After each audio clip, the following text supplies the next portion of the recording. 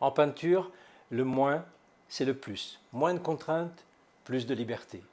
As-tu déjà ressenti cette frustration intense de vouloir peindre chaque petit détail qui croise ton regard? Dans cette vidéo, je vais te révéler le truc pour te libérer de l'obsession de vouloir tout représenter dans tes œuvres. Imagine un instant que tu puisses enfin te débarrasser de cette pression constante et te laisser guider par ton instinct créatif. Tu sais, parfois, notre plus grande force peut devenir notre plus grande faiblesse. Et c'est exactement ce qui se passe lorsque nous nous acharnons à peindre chaque petit détail. Au lieu de créer librement et de laisser notre imagination s'exprimer, nous nous retrouvons coincés dans une prison de minutie. Mais ici, dans cette vidéo, je te promets une évasion. Une évasion vers un monde où la créativité prend le dessus, où tu te libères des contraintes et où tu laisses ton pinceau danser sur la toile avec une confiance renouvelée. Imagine ça. Imagine l'excitation dans ton cœur lorsque tu réaliseras que tu n'as plus à tout peindre, que tu peux laisser des détails juste suggérés plutôt que parfaitement définis. C'est comme si tu donnais un coup de poing à l'obsession de la perfection et que tu ouvrais enfin la porte à la liberté artistique. Alors, tu es prêt à faire le premier pas vers la libération artistique? Es-tu prêt à dire adieu à l'obsession de peindre chaque petit détail et à laisser ton artiste intérieur s'épanouir? Alors suis-moi. Voici la photo qui sert de référence avec, vous le voyez, énormément de détails. Alors j'ai isolé le sujet principal dont j'ai fait un dessin simple avec du blanc sur un fond gris moyen et avec un feutre gris, dont les traces bien sûr disparaîtront sous la peinture. Et voici le résultat obtenu en 1 heure à peine, sachant qu'il s'agit juste d'une démo et non d'une peinture aboutie. Mais vous pourrez remarquer la simplification extrême de la peinture du paysage. Dans un sujet complexe comme celui-ci, il est important de savoir ce que l'on veut mettre en valeur.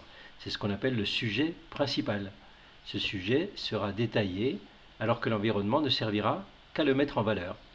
Et le piège, si on détaille trop partout sur l'ensemble de la peinture, eh bien, il risque d'être beaucoup moins visible ce sujet. Ici, le sujet principal est constitué par les 2 garçons et l'épave de la voiture.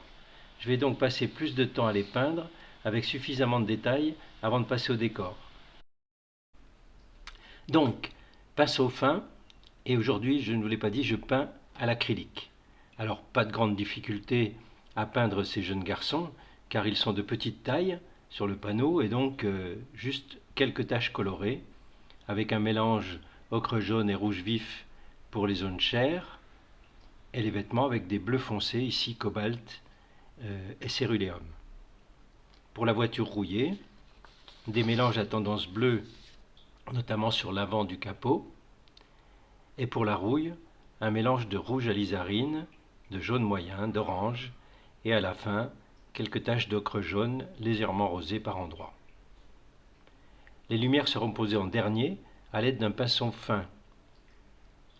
Puis viendra ensuite la peinture du paysage, le paysage environnant, et vous me verrez utiliser un pinceau plus large avec des touches vives et peu précises. En avant-plan par exemple pour les rochers avec des tons gris-bleu, ocre rosé clair et quelques taches vert vif pour la végétation.